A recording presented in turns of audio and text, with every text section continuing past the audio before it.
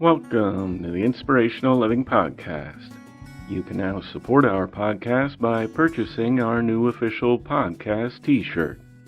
Check out the new design by visiting livinghour.org/clothing. Today's reading was edited and adapted from Success Through a Positive Mental Attitude by Napoleon Hill and W. Clement Stone. You have heard me say in the past that you are what you think. But what do you think? How orderly are your thought processes? How straight is your thinking?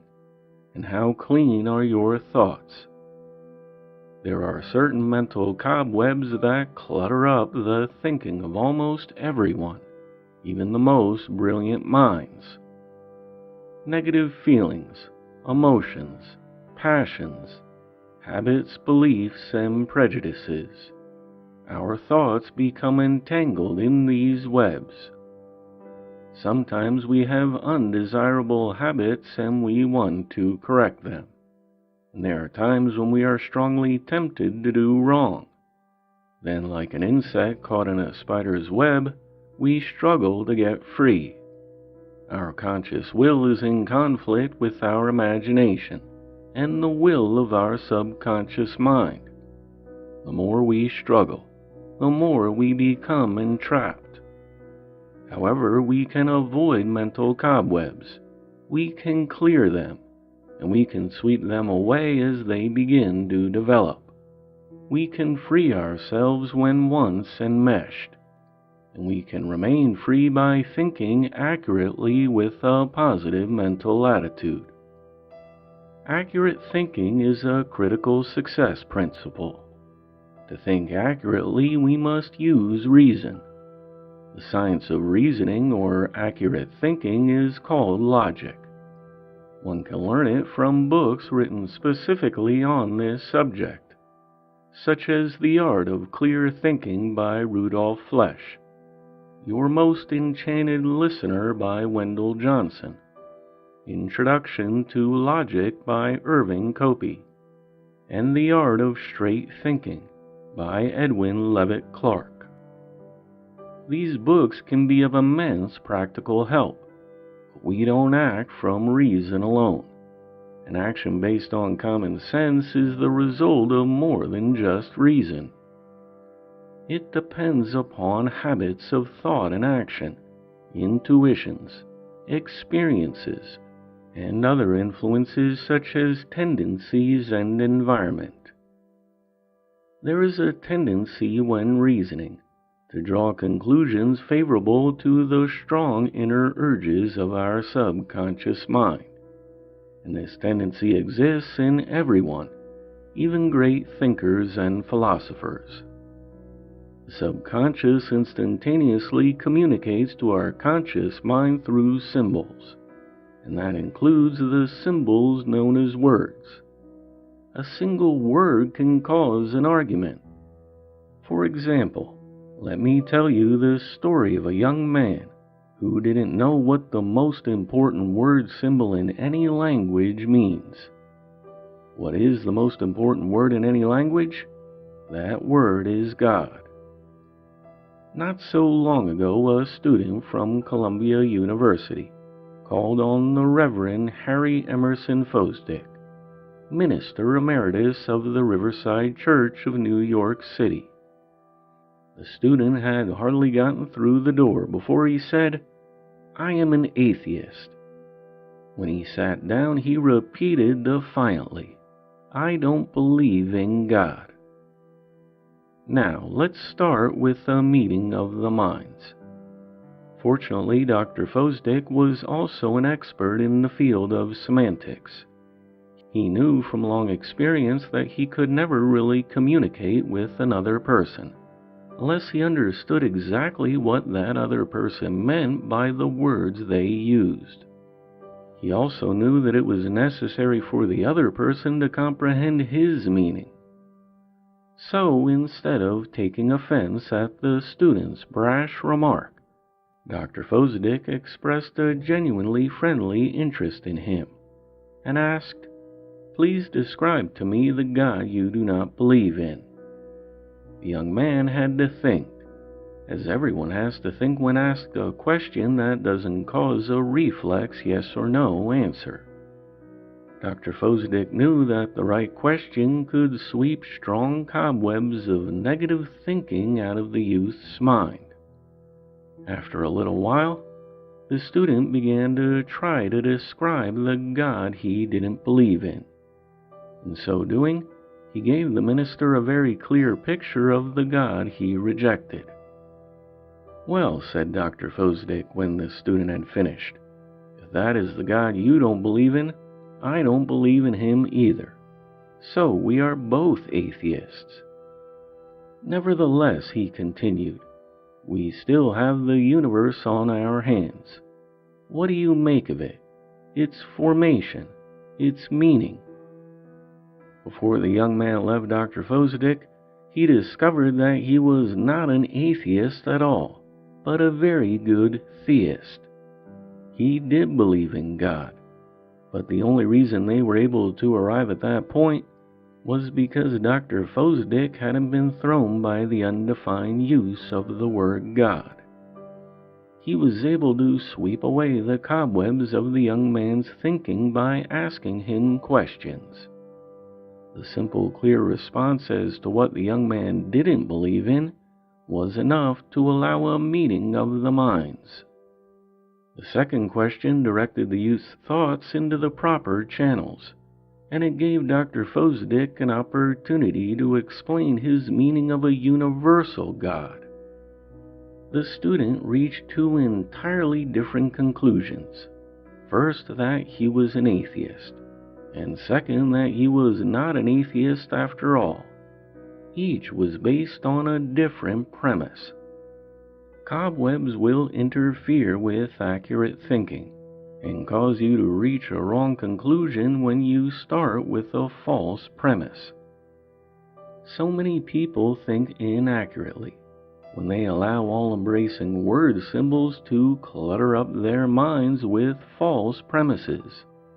Words or expressions such as always, only, never, nothing, everyone, no one, can't, impossible, either, or, are most frequently false premises. Consequently, when they are used, their logical conclusions are usually false. Now, there is one word which, when used with a positive mental attitude, motivates a person to honorable achievement. However, when it's used with a negative attitude, it becomes the excuse for lies, deception, and fraud. That word is necessity. Necessity is the mother of invention, as well as the father of crime. Unassailable standards of integrity are thus fundamental to all worthwhile achievement, and an integral part of positive thinking.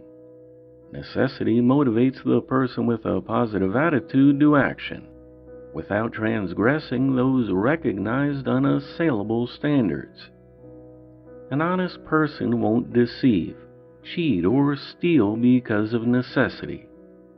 However, contrast that with the many thousands of people with negativity who are imprisoned because of stealing, embezzling, or other crimes. When you ask them why they stole in the first place, their answer invariably is, "I had to." And that's how they landed in prison. They allowed themselves to become dishonest, because cobwebs in their thinking cause them to believe that necessity forces one to become dishonest. Some years ago, while doing personal counseling at the federal prison in Atlanta, Napoleon Hill had several confidential talks with Al Capone. In one of these talks he inquired, "How did you get started in a life of crime?" Capone answered with one word, "necessity." Then tears came into his eyes, and he choked up. He began to tell of some of the good things he had done which the newspapers had never mentioned, and which others deemed insignificant compared to the evil that is attributed to his name. The unfortunate Al Capone wasted his life, destroyed his peace of mind, undermined his physical body with deadly disease, and spread fear and disaster in the path he followed. All because he never learned to clear the cobwebs of his thinking regarding necessity. And when he told of his good deeds, which he implied offset to some degree the wrongs he had done, he clearly indicated another cobweb that was preventing him from thinking accurately.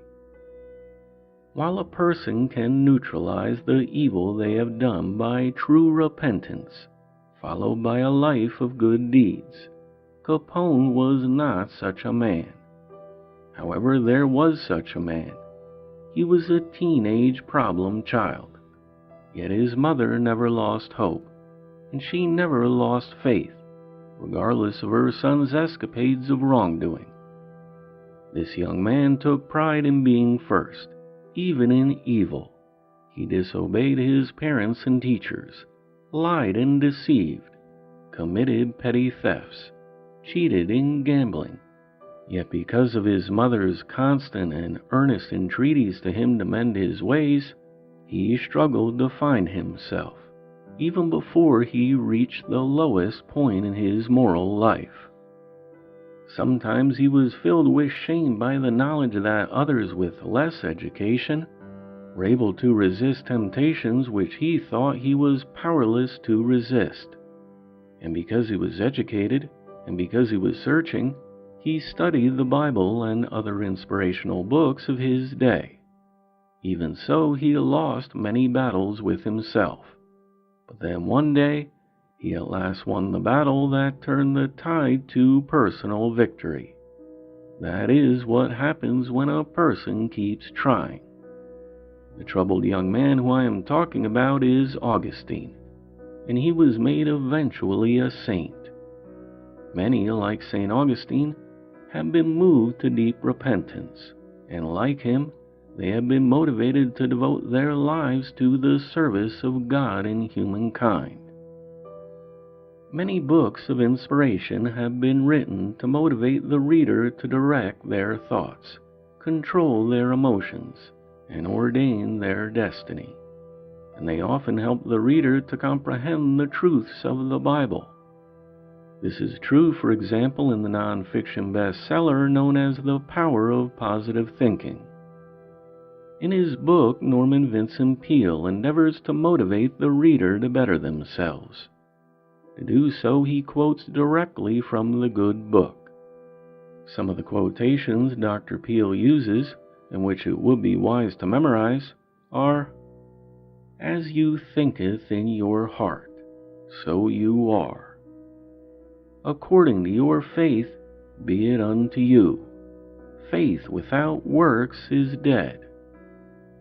What things soever you desire when you pray, believe that you receive them, and you shall have them.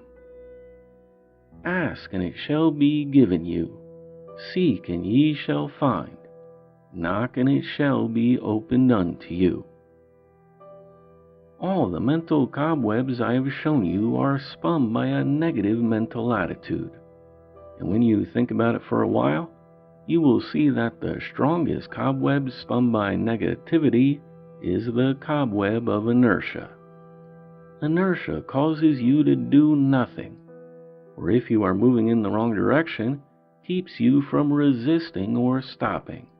You go on and on. Ignorance is the result of inertia. That which seems logical to the person who is ignorant of the facts or know-how may be illogical to the one who does know. When you make decisions because you refuse to keep an open mind and learn the truth, that is ignorance. And negativity keeps alive and grows fat on ignorance. Eliminate it. Endeavor always to keep an open mind and to learn. You must base your conclusions on what you know, yet be prepared to change them when you become more enlightened. You are what you think, and your thoughts are evaluated by whether your attitude is positive or negative. You can clear the mental cobwebs of negative passions, emotions, feelings, tendencies, prejudices, beliefs, and habits by flipping your invisible talisman from negative to positive. When you are faced with a problem that involves a misunderstanding with other people, you must first start with yourself. So take a good hard look. And remember that when you direct your thoughts and control your emotions, you ordain your destiny.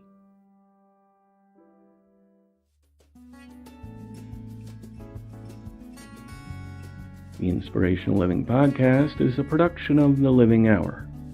Get your own private feed to our podcast with full transcripts delivered right to your smartphone by becoming our patron today.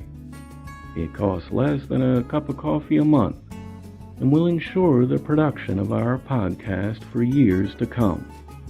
Visit livinghour.org/patron. Thanks for listening. I look forward to talking with you next time.